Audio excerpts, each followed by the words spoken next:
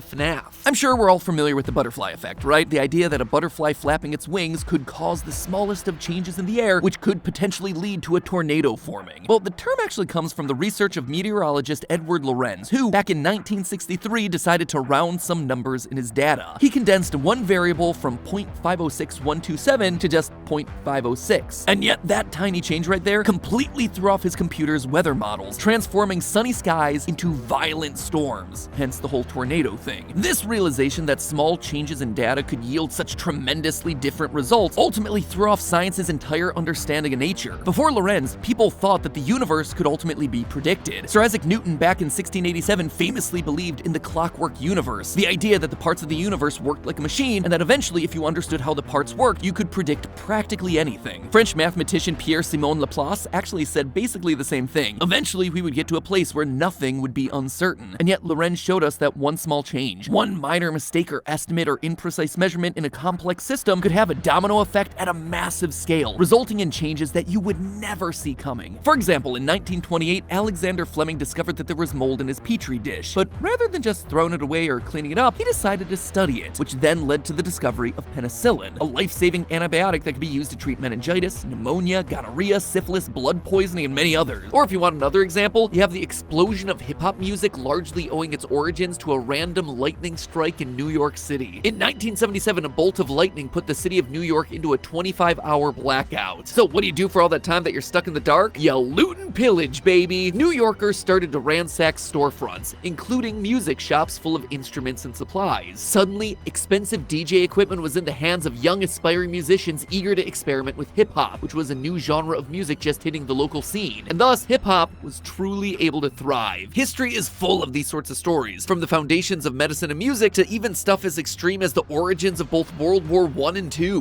Why do I bring all this serious stuff up in relation to Spooky Bear